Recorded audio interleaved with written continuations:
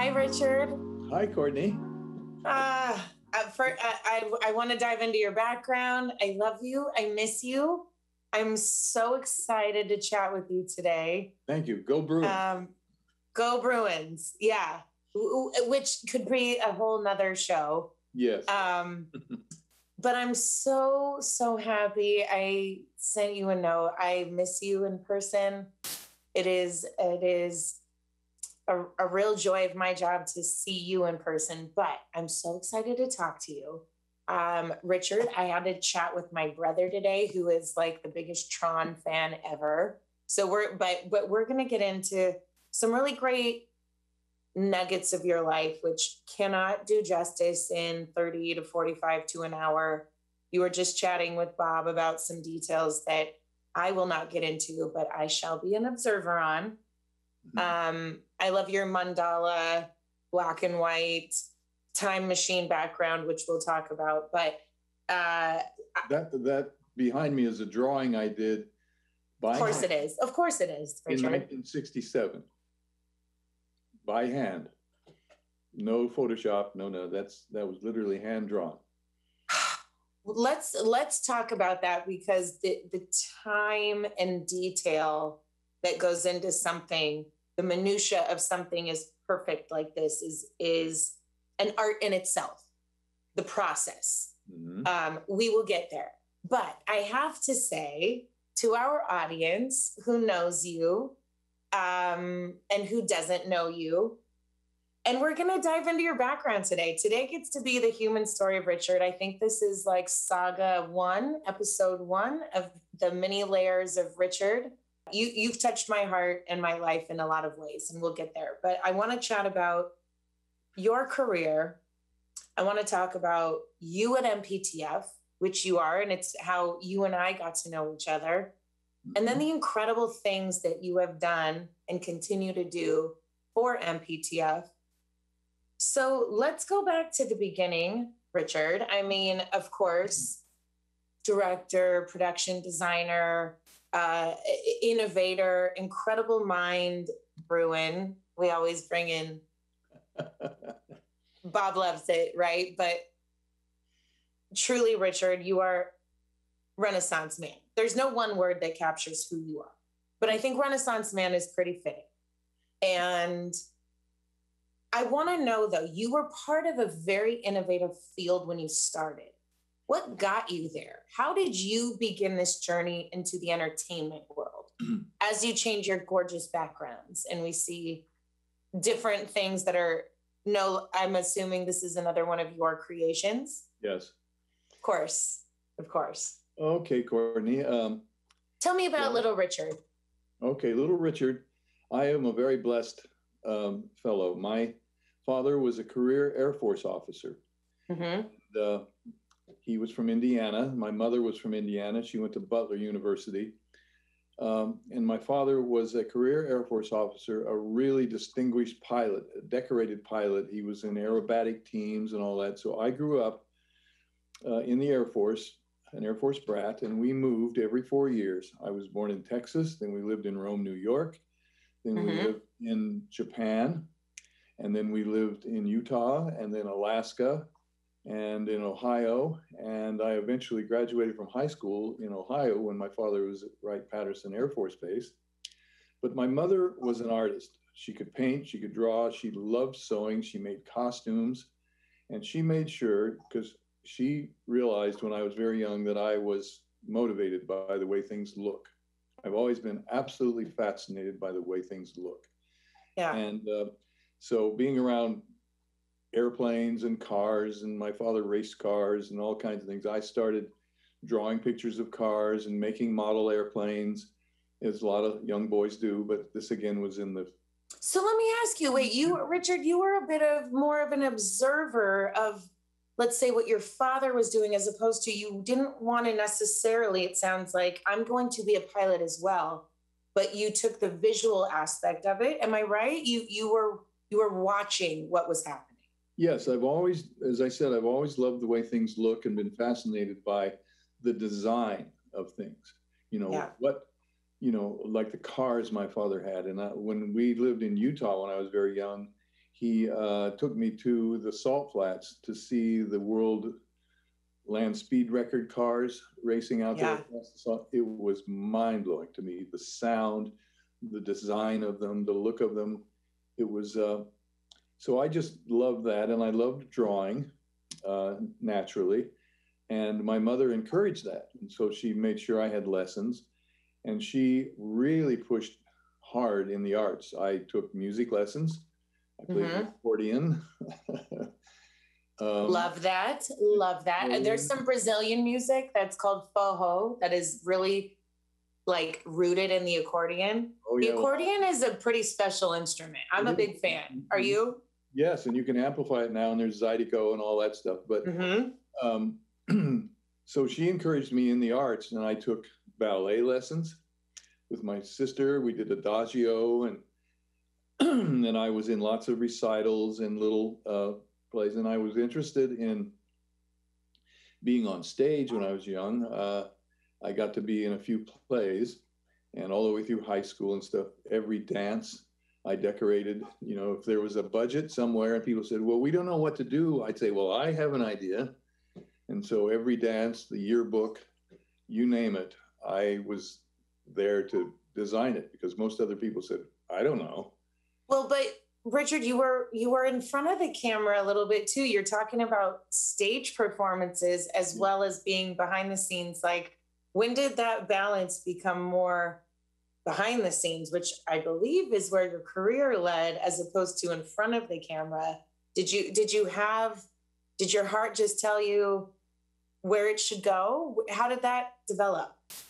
Well, you know, the evolution of all of us is a progression through stages, and you know, you never know what it is that's going to come into your life that affects a change. But so through high school, and so whether I was in the art, I also played sports. I was on the high school football team. I played college football, track, and baseball. And where college football? That's a big deal. College football, that's not an easy thing to do. No, I was at Kings Point, United States Merchant Marine Academy, Long Island, New York. Anyway, the point being that I played sports and so forth from my father's side with lots of discipline, but my mother's side was all about expression in the arts and really learning the craft. And I've always loved the actual process of sitting down and drawing or painting. You can just get lost in it. And as a young man, I did it. And then I started making models, ones that could fly, and others that I just made for the look, you know, like hot rod cars, and so the paint jobs and all that. I was just into all that. And I ended up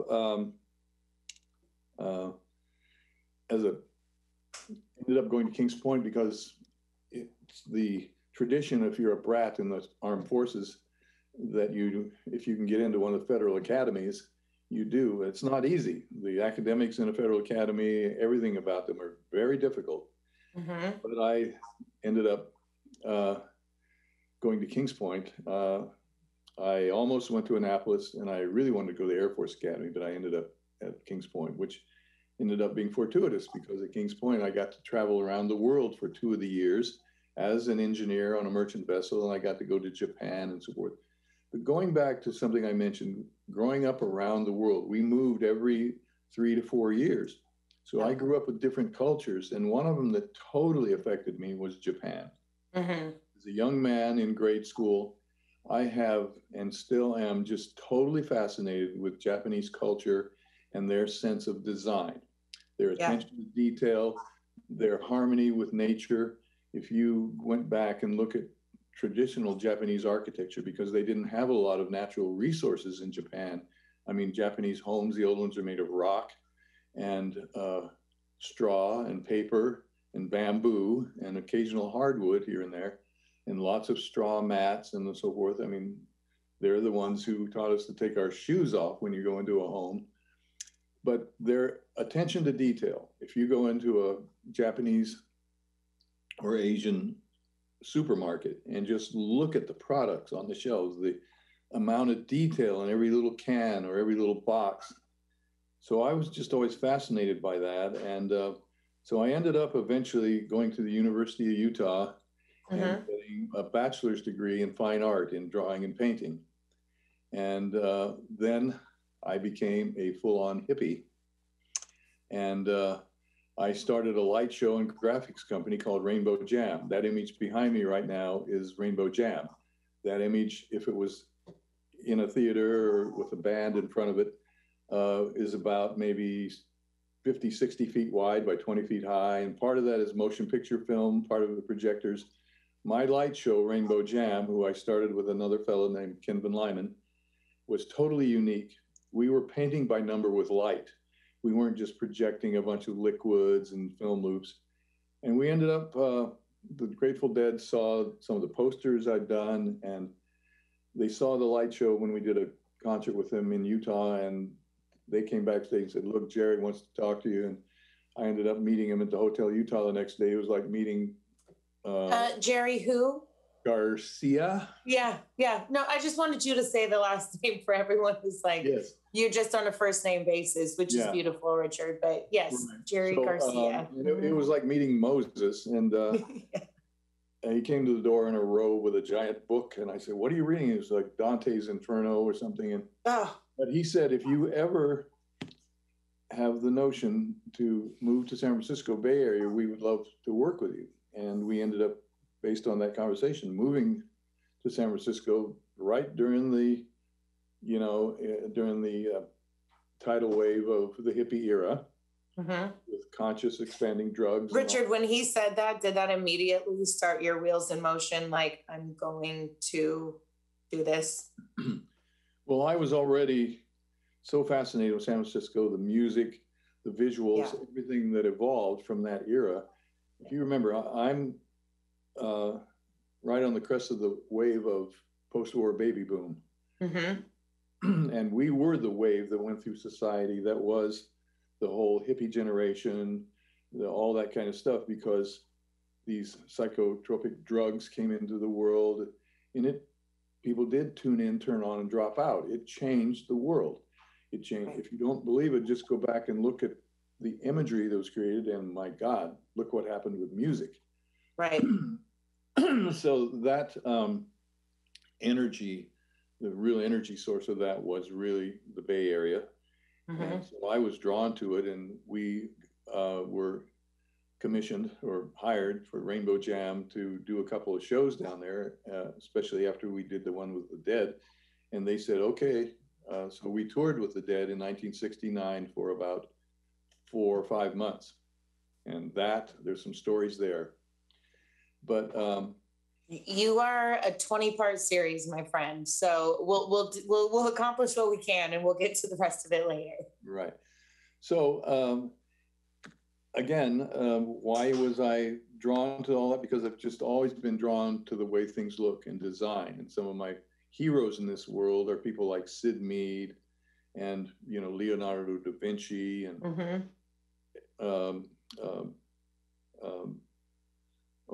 MC Escher and Maxfield Parrish, and just all of these famous artists through time. And if you watch Aline's show where she's covering these different eras, I think it's essential for anybody who's a creative to study the history of art, to really because art, when you look at art history, it has always been a reflection of its time. Whether the technology, when artists went from egg tempera to oil, it was a huge thing. Sure. It was as huge as us going from analog to digital. So everything about the evolution of technology and the evolution of art, when everything was very restricted by the Catholic Church and the imagery back then. And then as we came up through in the 50s with abstract expressionism and all those, and the Impressionists, that era, where they, instead of just painting the scene as it is, totally really started to stylize it, whether to make it more kind of cubical or impressionistic.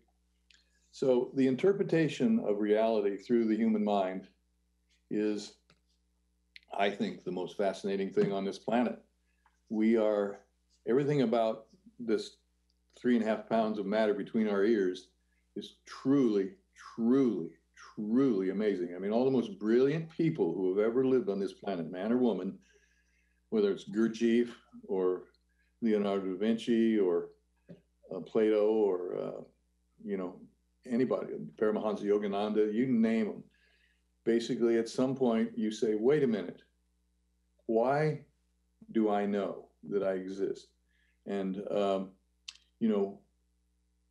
why are we here? I mean, what is the point of us knowing that we exist? I mean, the duck-billed platypus and the reindeer, they have a form of knowledge that they're here, but we're the only ones, because of our conscious mind, that make wristwatches and unfortunately atomic bombs and other things. But the human mind has been able to, from the moment we could start from consciousness evolving in, we'd look at the moon and say, now, wait a minute, what is that and how does that work? And we have been trying to figure this out through the arts, through science, ever since we got consciousness. And now, of course, we have a telescope that's 1 million miles from Earth that's looking off into the edges of the universe. And at the same time, we have CERN and the big accelerators that are looking the opposite direction down into DNA and into infinitely small, all of that because of the conscious mind. And for me, again, like I say, I've just always been driven by design and the way things look. And the work that I do, I'm more interested in beauty. I'm not interested in, I will not work on Saw or on a horror film that has open violence. I just won't do it. Because when you work on something as a director, a designer, whatever it is, all of us, that imagery becomes a part of your subconscious. And if you're working on something really hideous like that, I mean, that's what you're looking at every day. I would much rather look at a beautiful woman's face through an 85 millimeter lens with beautiful lighting than, some horrific imagery. And I think, so I'm interested in beauty. So Richard, I want to know, that's got to be something that was part of your heart. Maybe someone taught you, maybe you saw it, maybe it was just part of you from day one, because you are very spiritual. You are very concerned with the beauty and that beautiful aspect of the work that you do. Mm-hmm. Is that just something you always felt, or was it yes and then enhanced by family or outside influences? I mean, you are so in tune with the spiritual, because someone with your gift can take it to so many different areas. Mm-hmm. Why the direction that you've gone? Well, that's a really interesting question, because again, being an Air Force family, my parents were both, my father was Protestant, my mother was Methodist, so it was not religion. I have a pet peeve about religions. I think they're incredibly dangerous. More people have died in the name of God and religions than almost anything. Yeah. So it was never religion, although I did go to church on an Air Force base. They have one church, and they have 3 different altars for the Protestant, the Catholic, Jewish service. But the reason I enjoyed going is because in Sunday school, they showed movies. And they showed 16 millimeter movies. And I would always go, hey, that's a different Jesus than last week's movie. And they'd say, Richard, just watch the movie. I said, yeah, but that's a different Jesus. How can you can't have 2 Jesuses. And they'd say, because I've always just looked at the way things look, and I've been fascinated by it. It's in my DNA, I guess. But it was absolutely my mother's influence in making sure that I learned to draw, that I took dance lessons, that I learned to play music, that I studied the history of art. And she when we lived in Japan, she learned classic Japanese flower arranging. Wow. And when we came back to the States, she won every state fair for flower arranging and everything, because she would plant all the flowers. And my dad, who was not artistic, but a tough guy, a good guy, but tough, his whole thing was, Betty, just tell me where you want the flowers planted. Tell me what color do you want the wall, whatever. And my mother would make all these artistic decisions, and I loved her for that. She was the main influence on me to develop. She loved. But you have your mother's artistic eye with your father's musical side. So to combine those is clearly a recipe for greatness with you. Tough guy discipline. Yeah. That, you know, Right. when going gets tough, the tough get going and all that stuff. Right. So I have always, and going to the academy, I learned that. I mean, the moment I got to the academy, I went, wow, this is the exact opposite of what I want to be. The one thing they don't want in federal academies is creativity. Mm. So Mm-hmm. the best I could do to be creative there was get in trouble. So, Which lends itself to a whole lot of fun as well. right. So the discipline of my father and all of that, and my mother's artistic influence, she made some of the most fantastic costumes, just because she could sew beautifully, and she just would make full padded me as Superman with muscles and all this stuff. We won the costume contest at every Air Force base, always. Oh, wow. I know we have some great videos. We don't have any of those photos of you, do we, in these costumes? I would love to see that. I do have those, but we don't have them here today. All right, we'll bring them for a next episode. Yeah.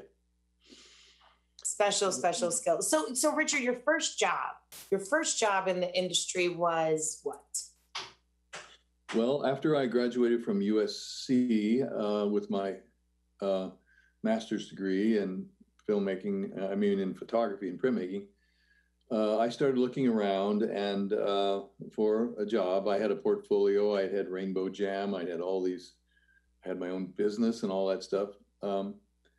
But I had to make a decision. One problem I had was I did too many different things, and I needed to decide exactly what discipline. And I finally decided I was going to jump into film, but primarily initially in the graphic side of things, not dramatic storytelling, not that, but because I had already made student films that were very visually graphic that went on student film tours and stuff like that.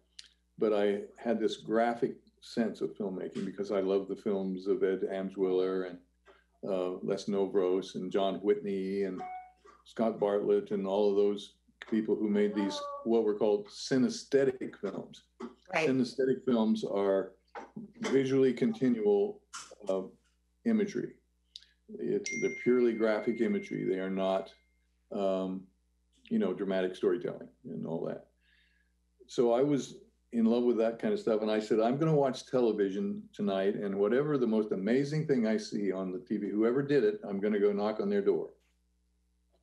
And it happened to be a thing for ABC television with Slit Scan and Streak for the Sunday night movie marquee. Now, Slit Scan and Streak, most of the audience watching are not sure what that is, but one of the films that totally influenced my life was 2001.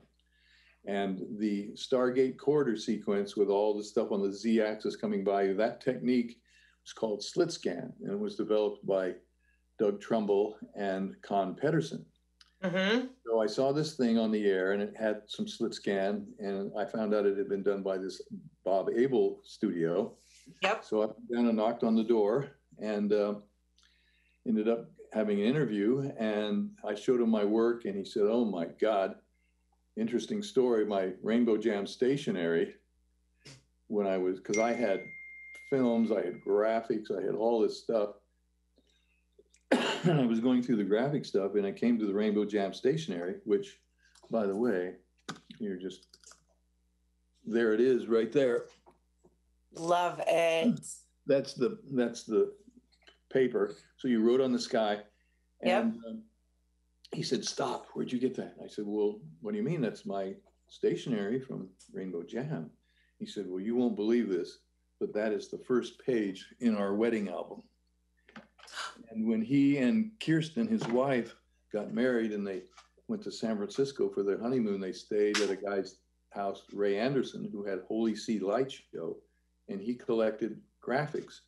And he had some of our stationery on his desk, and Bob got up and wrote this love letter to Kirsten, and that ended up with the first page. And he said, so talk about luck and fate and all those things coming together at the right point. Aligning of the universe. Yes. Yes. It came together because I made that stationery. It didn't come together because I wanted that to happen or thought, So he said, "Oh, I'd love to hire you, but I don't have much." And I said, "Well, whatever, I'm a starving artist, whatever." And he offered me something very minimal. I said, "That's perfect."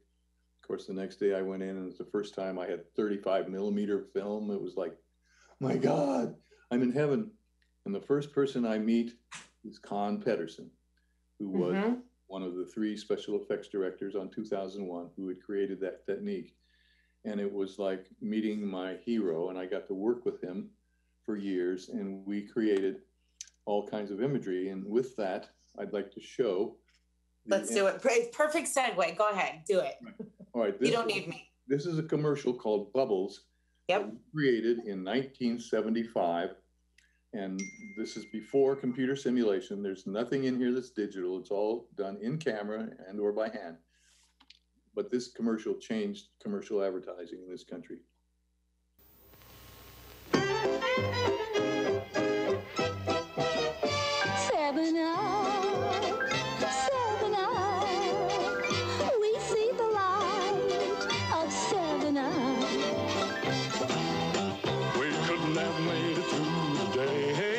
Something to show the way, that something keeps us going.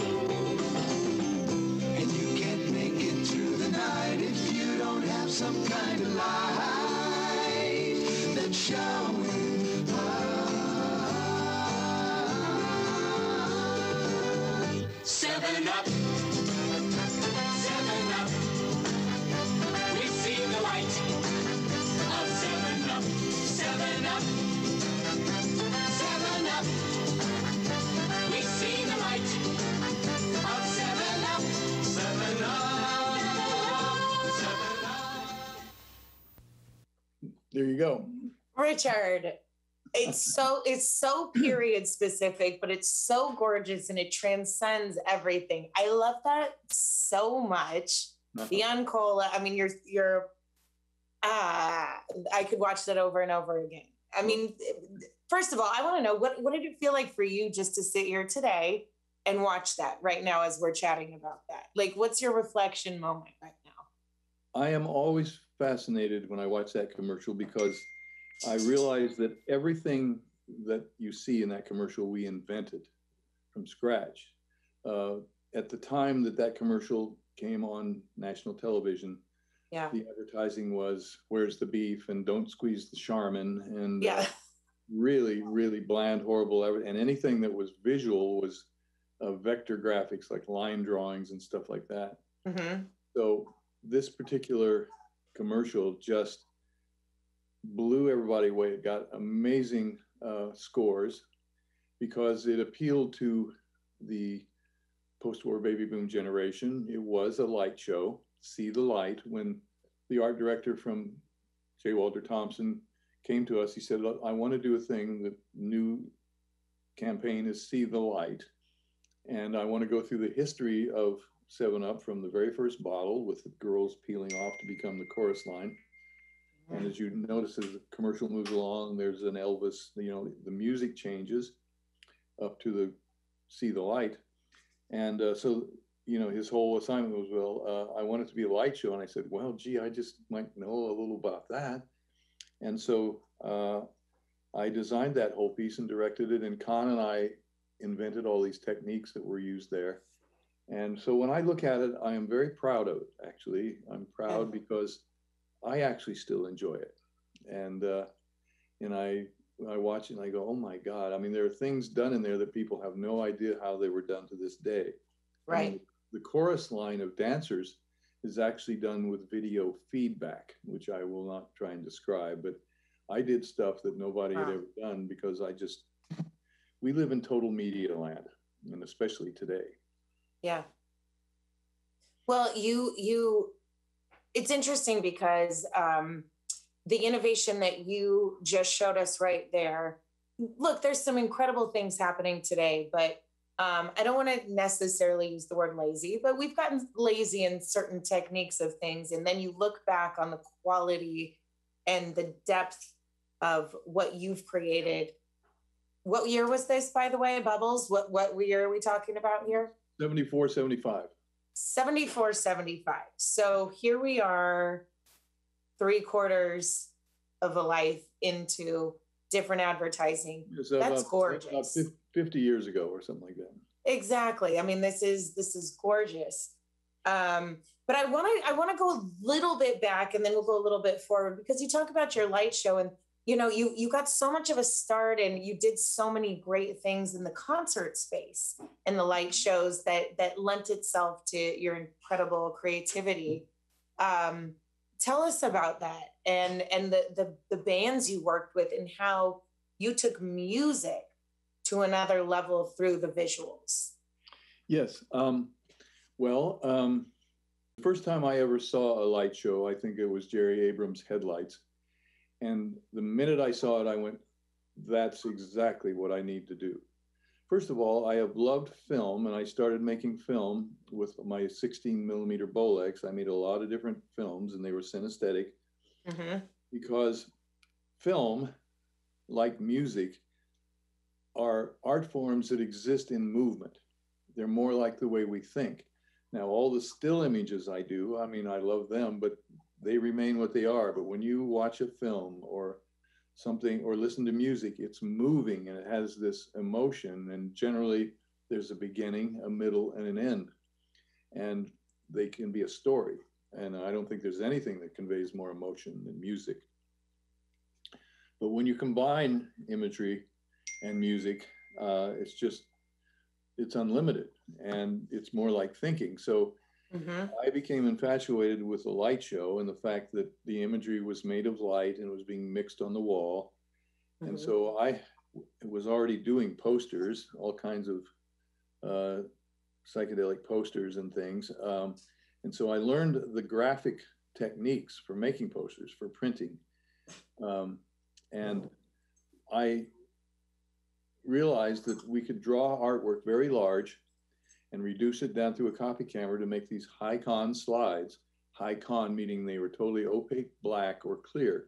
And we had 24 slide projectors that were all on racks that lined up graphically. So 4 of them made an image 1 high by 4 wide.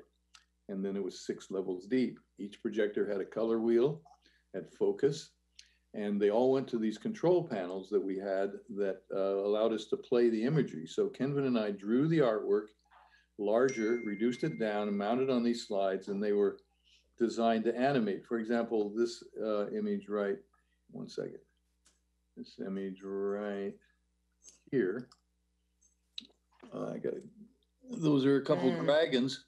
That's Rainbow Jam. And those 2 dragons, when you played the keys, they'd animate. Tails would unwind there, So all this artwork was hand drawn and then animated by the way we played the keys. And we were, as again, painting by number with light, projecting lithography, if you wish. And nobody had ever done that. And to this day, I think maybe the most powerful visual things I've ever done. For example, this image. That image is a Rainbow Jam image of for one of the concerts we did called Indian Famine. And so that image is made with about, maybe 5 slide projectors and a motion picture film in the middle.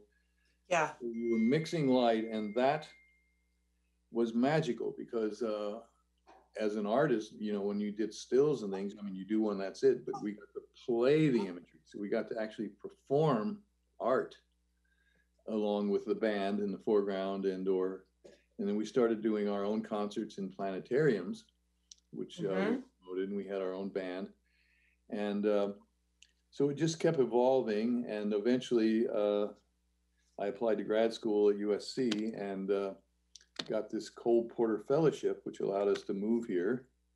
Lynn, my wife, and my 2-year-old Kobe daughter, who just turned 52 yesterday.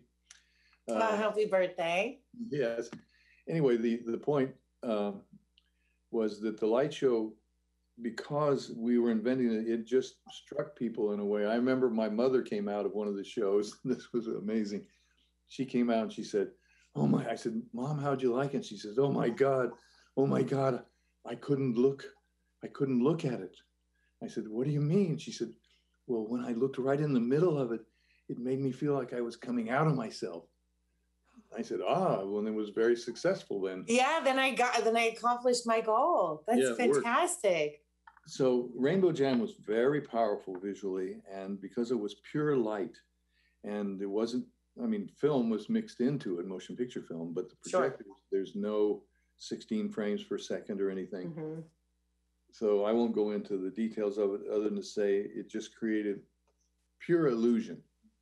And when I got to USC and I finally got my hands on an animation camera, an Oxberry, which is a down shooter. That's what Disney and everybody uses was the tool for animation forever, still is. Well, actually, no, it isn't now so much. But the point was I figured, I can put a light box underneath this camera, make that same kind of artwork, only bigger with registration pins, put it on the light box, shoot exposures, animate the exposure, put color over the lens, put filters over there. And I ended up making, instead of projecting 25 projectors, I'd make, 25 exposures. And Is it safe to say, Richard, that you like to play in your job? You get the freedom to play and to create. I mean, we all, right? You're a creator, it's clear, but you like to play with this. Yes. You get such joy even today talking about something. Right. And so it was so, when you're inventing something, you always know you're going out on some thin ice and is it going to hold or not. And I enjoy that sensation. I enjoy where, you've been given a problem, you got X number of dollars, X amount of time, and here's the subject. Now, just like the Bubbles commercial, the guy said, look, I want to show all of the logos from then to now. Mm-hmm. I want it to be a light show, do it. And so I storyboarded and came up with it and designed the whole thing. Well, I've always loved that. And it's not to say I'm not collaborative, because I very, very much love working collaboratively. I mean, I've been in the Directors Guild for 40 years and done hundreds of commercials and all that kind of stuff. And I love working with professionals, on a crew, on a film, with professionals where we get there and I've storyboarded it and the day's broken down. I'm going to be shooting the highlights on that car between 1:15 and 1:17 in the afternoon, because I've designed it all just to have those highlights hit that car at that moment. When you plan all that and you're working with really professionals, gaffers, grips, cinematographers, wardrobe, prop people, all of it, it's just so much fun. It's such a wonderful profession. And to be here at MPTF is like it's magical to me that I ended up here. I'm so thrilled. Well, and I definitely want to dive into that, especially that collaboration piece, which is so beautiful, because you are somebody that we're focusing on today. But I love and thank you for incorporating the many, many, many people that have brought you to who you are. Before we move on to some Tron and Star Trek and MPTF stuff, which I really want to focus on what you're doing now, because it's so beautiful for our audience. But let me ask you, Richard, like, you clearly are a mentor and you are a collaborator and you have inspired others, but is there a person, maybe it's many people, who was your mentor or mentors growing up, but like, is there anyone in the industry that you're like, I'm so grateful that so-and-so existed to help me? Yes, I've mentioned a couple. Con Pedersen, who is still about and may end up joining us here, was a huge influence. And artist Sid Mead, who recently passed away as an illustrator, designer, futurist. His paintings, if you are not familiar with him, audience, you really should look up Sid Mead, SYD MEAD. One of the most astounding artists to ever hit the planet as a futurist. I mean, Blade Runner is Blade Runner because of him. And I mean, the list goes on. It's just beautiful. So he was a big influence and he became a real good friend. Great.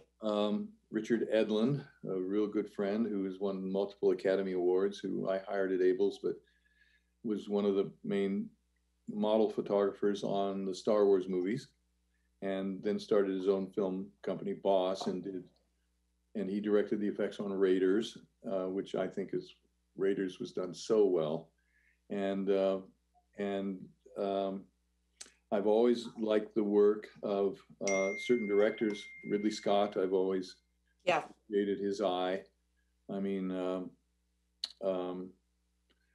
there are other directors. I mean, you got a lot. No, this is great. This is great. Let's talk David Lean. David Lean. I mean, yes. You know, Lawrence of Arabia and Dr. Zhivago, and the way those films look, the way they're designed, and just the cinematography and the storytelling. I just loved those films. So those are a few of my influences. That's beautiful. And the layer that gets added to this gorgeous media and medium of filmmaking. When you have mentors like that, or friends that you really work with, whenever I'm working on something, I'll go, gee, I wonder what Sid would think about this. Gee, I wonder what Ridley would think about it. I wonder what my good friend Chris Blum, who's a phenomenal designer, who I did all that Levi's stuff for years for. I go, I wonder what Chris would think. I wonder what, you know, different people that I've worked with. It's like a filter that's always rolling. Like a wisdom of the sages. Yeah, it's a filter. It's a what would we all do together, and what would they do? And you get to pull from them without having direct contact, because it's simply about capturing they're a part of your encyclopedia of imagery, and they're a filter that you have to pass everything through. It's both a respect and a creativity, right? It's I want to go through them, I should, but also what am I channeling that they can bring to the process for me? Okay, so I think we have also a Tron poster, and talk about iconic, and you've been part of such incredible pivotal moments in this industry. So here we go. We have an incredible Tron poster. Talk to us about Tron in this tiny seconds of time we're chatting. All right, Tron was made in 1982, and 1982 was one of the penultimate years in the history of special effects filmmaking. I mean, Blade Runner, Poltergeist, E.T., Das Boot, Dark Crystal, Conan, Foxfire, The Thing, the list goes on of all these amazing movies that were made in 82.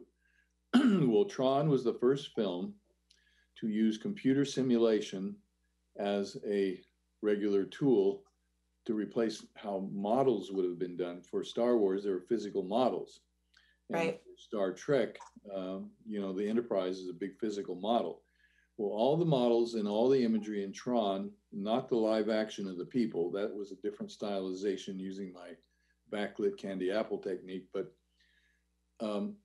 Tron was the first film to really, it was the firewall between analog and digital filmmaking. And when I say digital filmmaking, I'm talking about raster graphics. And what the audience needs to know about that is raster graphics is when the computer started making fully dimensional lit objects, physical, not just lines and not, you know, but literally a teapot sitting there or something, where the computer was imitating the effect of light by shooting thousands of little beams of light at a model that was a mathematical model in the computer, and those beams of light are bouncing off that model at different angles with different specularity and intensity to a theoretical camera, and therefore creating a dimensional object. And initially we were doing that by film, looking at a high resolution monitor, see the computer simulated image. But everything about that was new. And one of the wonderful things about Tron and working with Steven Lisberger, the writer director, who is, he's another person. And when you ask that list of people. Yeah, sure. Influencing your life. So Tron was his concept, and I was the creative director at Information International Incorporated, which was III, which was one of the 3 or 4 companies in the United States that was actually starting to make raster graphic computer images. And I had done the effects for Looker, a Michael Crichton film that I created before, but all the computer imagery appeared on monitors in the film. They were not full screen negative. But in Tron, we replaced all the work that would have been done with miniatures with computer simulated models. And everything about computer simulation is the most powerful visual tool ever invented by man. And that is absolutely clear by what you see in the theater now. The water, the fire, the smoke, the buildings, the forest, the cities, the photoreal human beings. That's all computer simulated. Sure. When we did Tron, we had to invent the language of how to move things and all that. But computer simulation, there are no physical limits to the objects, and there's no physical limits to the camera. So I wanted to make sure in Tron that we use that kind of choreography and stuff. But the thing that was really fun is that we got to invent a new fantasy environment. No one had ever made a film about cyberspace. And so what does cyberspace look like? This film was about video games and about Jeff Bridges, who invented them, being digitized and sucked down into the computer and having to fight in those games in this electronic world. Well, what did it look like? So believe me, there's nothing more fun than inventing a whole new fantasy environment. And I made it out of light and energy, and the characters are made of light. And so Tron was a seminal film, and the Visual Effects Society several years ago voted on the top 70 special effects films through the history of film, which includes Metropolis and you name it. Yeah, of course. All of these films from the past, right, to the most present. Well, Tron ended up being number 8 out of 70 because the design of Tron is what's so spectacular. The story is interesting and it's an entertaining film, but it's the way it looks. It's right. It's what it stood for, Richard, and it's what you created and set in motion with your team and others, of course, for the future of exactly what we're in now. And we see with the developments in CGI and the multi-layered, visual things that we see in this industry. You were on the forefront of that. Yes. Do you feel that same sense of pride when you see almost nearly everything I bet you see is touched upon what you were a part of? Well, yes, I am very proud of it. I mean, this image of Tron here is actually the poster I did for the 30th anniversary. Yeah. We had a big celebration at the Chinese Theater because the producer. We're about on the 40th now, right, Richard? Oh, yes. That's a topic I'm going to bring up with Jennifer and Bob and you and other people. We because Jeff Bridges is a good friend, and there's a lot of reasons we might do something special. I know that we are going to do a special thing at Disney 23, or D23, which is the big Disney convention each year. They're going to do a Tron 40th thing, and so anyway, we may have to. Well, then, you know what? I have to be totally rude because I could literally, you and I have talked so many times, and it is, Richard, it is such an honor from day one since I met you.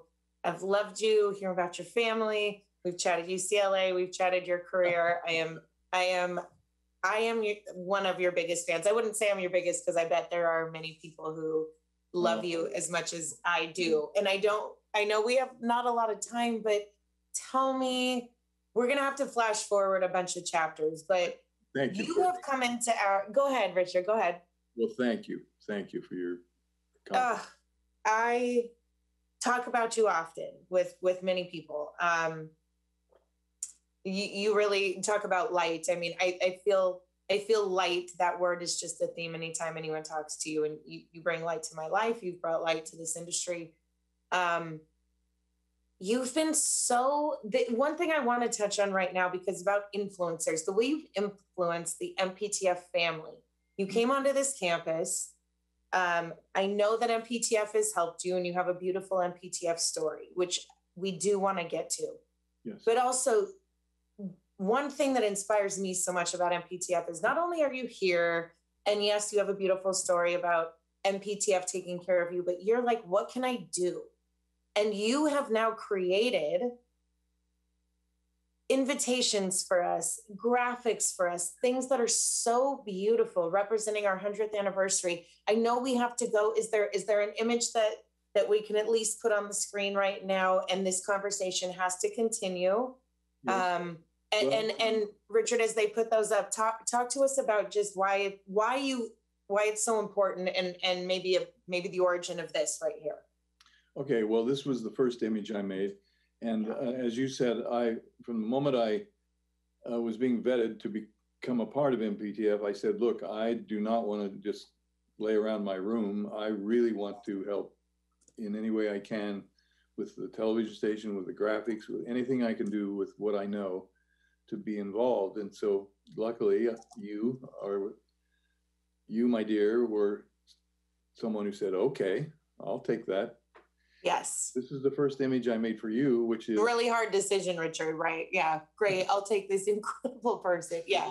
We have the 100th anniversary coming up, which the actual celebration for which will be sometime this year.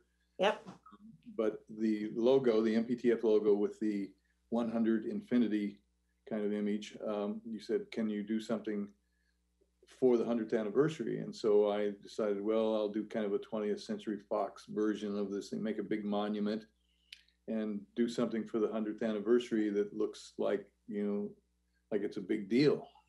So I created this monument and put the Klieg lights, so those are the spotlights in the background, and the Goodyear blimp with MPTF on it.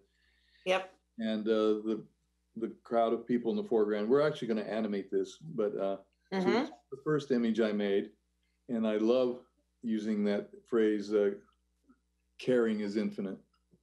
And I know Jen is back, and I know we've got to go to other things, and there's programming. I will just say this conversation will be continued. You've done our holiday card, which I wanted to say that many people have received. So our donors and stewardship get to see this beautiful creativity that, Richard, you just donate your time to us. Yeah. We are so grateful. Let me just end it by this. Like, my caring is infinite for you, my friend. The image right there for the New Year's thing, that is Bill Bassett, who is one of the residents here, who I took a picture of his face and head and turned him into the Wizard of Space and Time. But you saw the other images, the one for Christmas or for the holidays, which have the UFOs flying around, the unidentified flying ornaments, which I turned into UFOs, and they're lighting up the MPTF thing in the snow. And I'm very happy with that one. That turned out pretty magical. I promise we are going to bring you back, not only to complete this conversation with Courtney, because you barely got started. You haven't even scratched the surface. Yeah. Also bring you back to continue the technical conversation that I'm finding fascinating. We will find an hour for you and Bob, and hopefully I can join that conversation as well. But for right now, we do have to move on to Urban Zen. Thank you both so much for this past fascinating hour. Well, I can't believe how quickly it went, Jen. You said it was going to happen. It went. Richard, we could do a whole day with you. I love you. I miss you. I'll see you soon. There are so many chapters to unfold with you. Well, thank you all so very much. I love you all. And I really, really love being here at MPTF and getting to work with such beautiful personalities as you two and everybody else. And even the Bob Beecher. Yes.